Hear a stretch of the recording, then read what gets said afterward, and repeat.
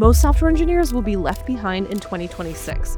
If you're not engaging AI actively and aggressively, you're doing it wrong. You're not going to lose your job to AI. You're going to lose your job to somebody who uses AI. The rules have completely changed, and not everyone knows these new rules. So today, I wanted to give you a step-by-step guide on what you need to do in order to stay ahead of the game. I've worked as a software engineer at startups, a Forbes 50 company, and most recently at Microsoft. This is Microsoft. During that time, I've seen firsthand what hiring managers are looking for in new engineers. I've also talked to senior engineers in the field about the biggest problems that they're facing when engineers come in totally unprepared for the work. So in this video, I'm going to break down the 5 steps that it takes to actually be a solid engineer and how not to get left behind in 2026. So let's get into it.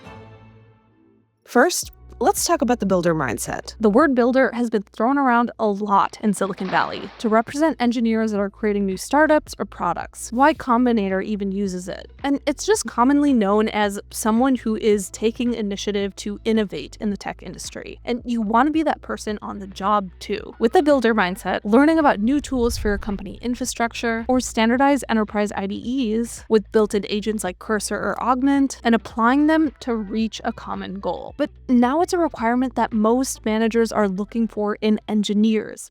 It's a requirement. Before, working as a software engineer meant learning the newest version of React or importing new libraries for Angular, and you would learn all of this on the job. Now, however, these new AI tools are coming out fast as ever, and companies don't always have a head start on this technology, so it's up to you, the engineer, to introduce your team to it. For example, with the newest release of Clawbot, engineers have started tinkering around with it for themselves, well before it can get approved by the many levels of bureaucracy that exist at most large companies. From a manager's perspective, tinkering with new tools and having solutions to optimize productivity for the entire team is a way of showing value and initiative, instead of just solely learning everything on the job. It'll be your job to come up with the new tools that engineers can use. And that's why I get frustrated when people are like, oh, AI is actually making us a lot dumber.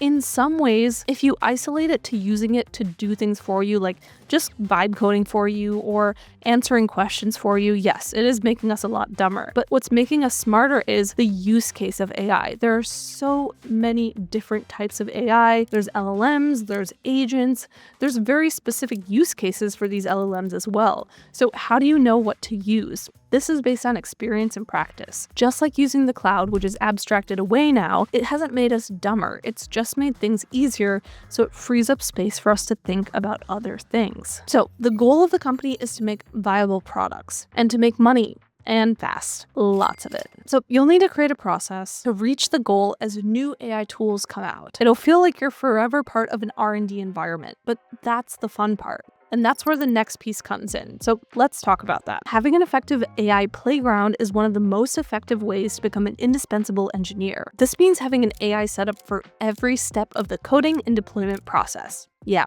every step. When I worked at Microsoft, having an efficient AI workspace was essential to being noticed by managers and getting promoted. So what's an example of an AI playground or workspace, you might ask? First, you need an LLM to help you with the code, the meat and bones. And not only the code, but planning projects, asking design questions, and you can use something like Claude or Gemini to do this. I prefer Claude. Next, you need an IDE extension. So some sort of LLM that is directly integrated into your IDE, so while you're coding, it can actually index your repo and help make suggestions for bigger things like features or bug fixes or adding unit tests or integration tests. It also usually does things like install dependencies that are missing for you. It's a really good helper tool, and it makes the process so much faster. My favorites are Cursor or Augment. I actually like Augment better. Cursor is its own IDE, but Augment, you could just integrate directly into Visual Studio Code. The next is a PR review helper, like GitHub Copilot. This, again, saves your coworkers time. It'll add comments for you automatically, so you can start working on those issues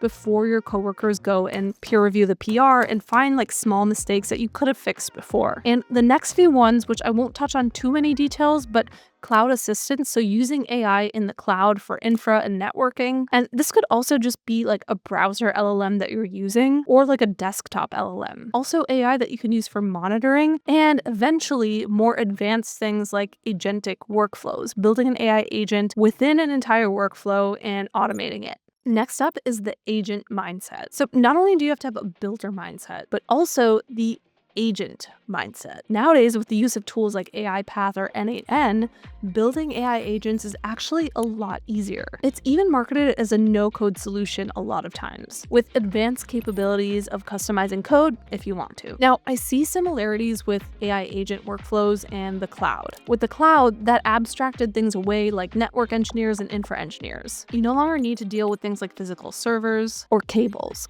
Everything was virtual. The same thing goes for AI agents. It's one thing to have a fantastic AI playground and have a solid builder mindset, but it's even better to include efficiency to your work by automating AI tasks. For example, managers would rather hire the engineer that sets up a business workflow with UiPath that orchestrates agents working together rather than building one agent that outputs an unstructured document and then manually running that CSV through an LLM into a format that works for you. That's too many manual steps. The goal should be complete hands-off. So stop doing things manually and start setting up these AI agent workflows. They will work wonders for your team. And it saves you a lot of time and gets the attention of leadership, making you an indispensable engineer. Before we continue, I want to introduce you to today's sponsor, Supabase. Supabase is a killer Postgres development platform. The moment you start a project, you get a full Postgres database, authentication, instant APIs, edge functions, real-time subscriptions, storage, and vector embeddings, all ready to go out of the box. And instead of taking hours to set all of that up manually, it's like a template that's made just for you. I was actually shocked at how easy it was to set everything up. Let's take a look. So this is the dashboard. You can create a new project right here. And once it's set up, as you can see, I already have an active database running. You can manually create a table, write queries, or just poke around directly in the dashboard itself. Now, let's say you're building a Python project. To connect to Supabase, you just install the package with npm install at supabase/supabase-js. You drop in your environment variables and you set up your client. They actually give you this exact code snippet to add to your project. No guessing, no digging through docs. You can even install agent skills on top of that, which is optional but pretty powerful. And once that's done, your API talks directly to your Supabase data. And here's the part that I think is actually really cool. Supabase auto-generates an API straight from your database schema. So you can hit it with a RESTful interface directly from the browser if you need to. The whole point is to get you building as fast as possible without writing boilerplate code from scratch. And honestly, the setup takes minutes. And migrating existing data from Firebase, Postgres, or other sources is super straightforward. They have solid documentation walking you through all of it. So if you want to learn more, the link is in the description below. All right, now back to the video. Okay, now we're going to talk about speed of output. So this one might be obvious, but the expectation for engineers are now that they output code a lot faster. What might have taken developers 1 week should now only take 1 to 2 days. They should also be outputting code more accurately. Running your code through an LLM should fix the small bugs. Also, having less peer review time. So kind of like number 2, peer reviews should only be for major changes, not small nitpicky naming conventions or bug fixes. The LLM should have already caught that by now. And by doing that, you're freeing up your coworkers' time as well, which makes the entire team more productive. And research has actually found that developers that do use AI produce way more code than developers that haven't adopted it. Think about it. Would you want to hire the developer that searches through Stack Overflow for hours before actually finding an answer, or the developer who pastes their code into Claude and comes up with an answer for their issue immediately? I know who I would choose. And this is an obvious win for managers. The more productivity increases, the more you make them look good for the organization and the clients that you're building products for. Last but not least, the final step in the software engineering playbook is becoming a force